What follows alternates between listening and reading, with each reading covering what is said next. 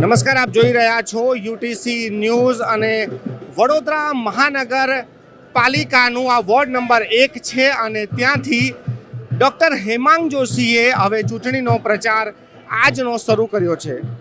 હેમાંગભાઈ, શું કહેશો ward number 1થી આ શરૂઆત?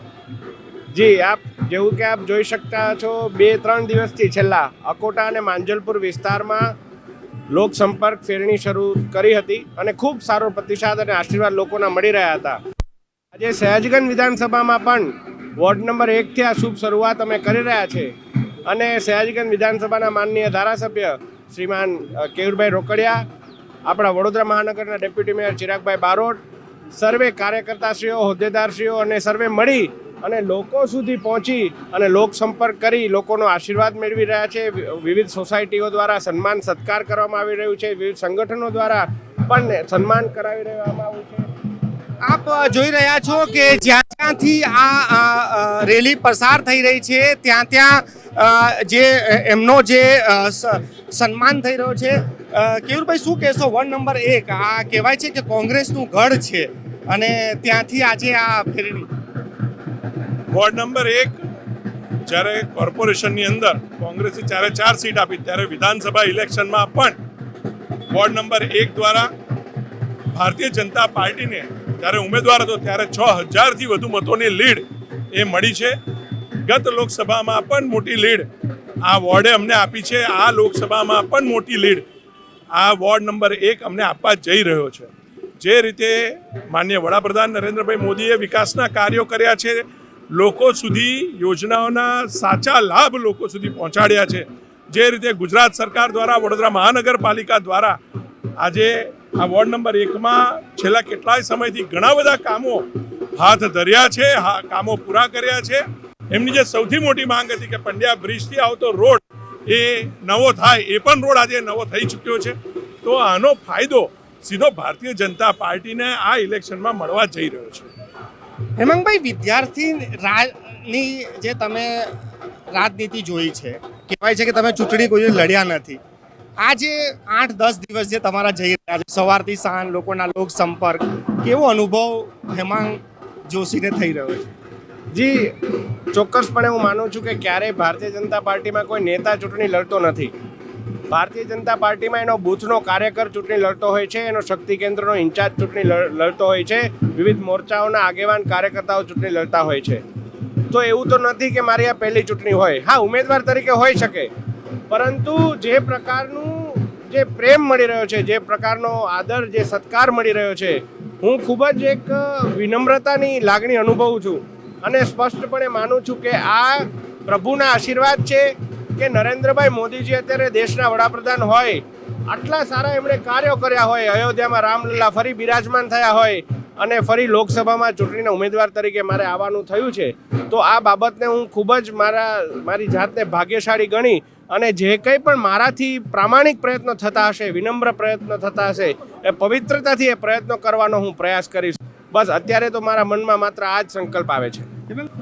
આપ જોઈ રહ્યા છો કે જ્યાંથી પણ આ પસાર થઈ રહ્યા છે, લોકો હાર પહેરાઈ રહ્યા છે અને તેમનો સ્વાગત કરી રહ્યા છે આ રેલીમાં. અને તમામ જે અલગ અલગ જગ્યાઓ પર આ જ પ્રકારના કંઈક વિચાર્યું છે વડોદરા માટે? કંઈ તમે જ્યારે સાંસદની ઉમેદવાર નહોતા ત્યારે પણ કંઈ વિચાર આવતો હોય કે હું આવું કરીશ કે આવું થવું જોઈએ? જી, મને જ્યાં સુધી એવું લાગે છે કે વડોદરામાં આપણે જે મોદી સાહેબનો વિકસિત ભારતનો સંકલ્પ છે, એમાં વડોદરા ખૂબ મોટો ફાળો ભજવી શકે એવું છે. મેઇનલી તો કનેક્ટિવિટીની આપણે વાત કરીએ તો 3 પ્રકારની કનેક્ટિવિટી ઉપર આપણે ભાર મૂકવો જોઈએ: એર, રેલ અને રોડ.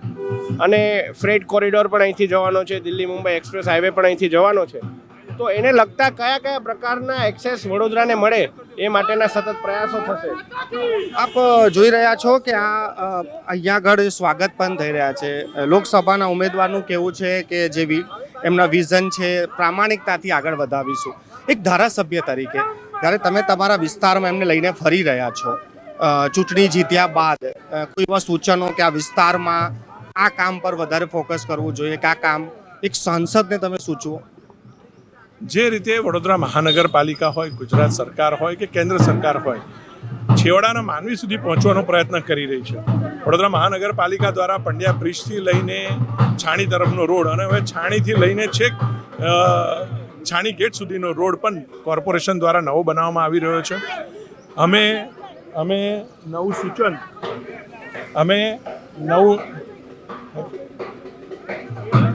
એક નવું સૂચન પણ અમારા આખા જે મધુનગર બ્રિજ છે એ મધુનગર બ્રિજ પાસે નવો કર્યો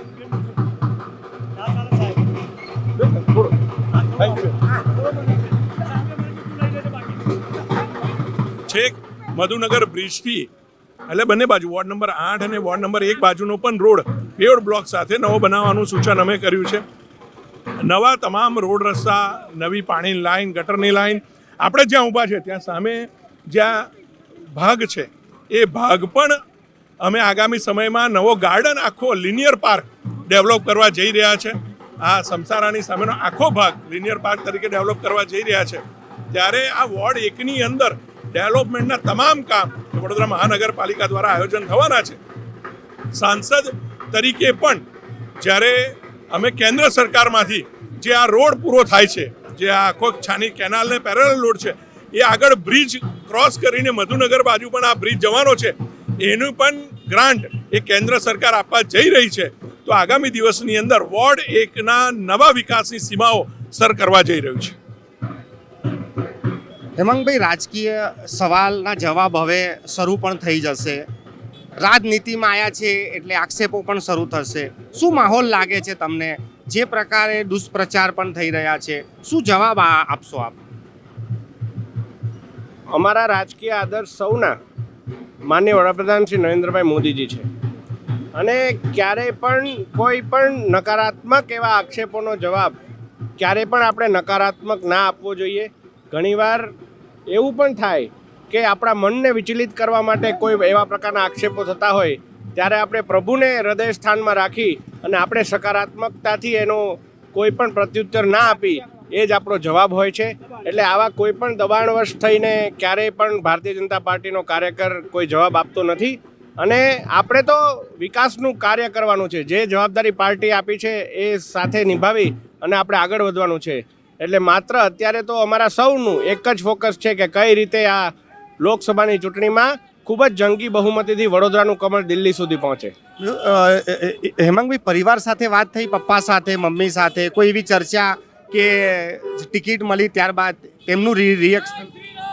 એમના ખૂબ ખૂબ આશીર્વાદ મને મળ્યા છે. પપ્પા કાલની ફેરણીમાં તો મારા પપ્પા મારી સાથે જ હતા. ઘણીવાર પરિવાર મારી સાથે જ આવતો હોય છે. એમને મારી ચિંતા હોય છે કે આપ જોઈ રહ્યા છો કે આ જે સવાલ જવાબ પણ ચાલી રહ્યા છે, ચર્ચા ચાલી રહી છે, સાથે સ્વાગત પણ વચ્ચે વચ્ચે થઈ રહ્યું છે અને આ જે ચર્ચા છે તેમાં જે અમારો સવાલ હતો કે ડૉક્ટર હેમાંગ જોશી ના જે પરિવાર છે તેમનું શું રિએક્શન છે, કેમ કે જ્યારે કોઈ ચૂંટણી ના લડી હોય અને પરિવાર, તમારો એક મેં ઇન્ટરવ્યૂ જોયો તો એક બાળકને તમે ઇન્ટરવ્યૂ આપ્યો હતો કે તમે જ્યારે હોસ્ટેલમાં ગયા હતા ત્યારે એવું કહેવામાં આવ્યું હતું કે પાછા ના આવતા. આજે જ્યારે લોકસભાના ઉમેદવાર છે, પપ્પાનું શું ખાસ કરીને રિએક્શન? પપ્પા અને ઘરના પરિવારની હંમેશા અત્યારે ગરમીનો માહોલ છે તો થોડું તબિયતને લઈને ચિંતા રહેતી હોય છે. તો કાલે તો એ ચિંતા દૂર થઈને મારી સાથે ફેરણીમાં પણ આવ્યા હતા. પરંતુ એ લોકો ખુશ છે અને એમનું કહેવું એવું છે કે આ તો ભારતીય જનતા પાર્ટીમાં શક્ય બની શકે કે આપણા જેવા સામાન્ય પરિવારમાંથી પણ એક દીકરાને આપણે લોકસભા સુધીની તક મળતી હોય. એટલે પરિવાર પણ ખુશ છે, કુટુંબીજનો પણ ખુશ છે. કાલે મારા સમાજના પણ તમામ લોકો મધ્યસ્થ કાર્યાલય ખાતે આવીને મારું સન્માન બહુમાન કર્યું હતું. તો અમારો બ્રહ્મ સમાજ પણ ખૂબ ખુશ છે. તો એ પ્રકારે ખૂબ જ ખુશીની લાગણી સમાજમાં અને પરિવારમાં જાહેર છે.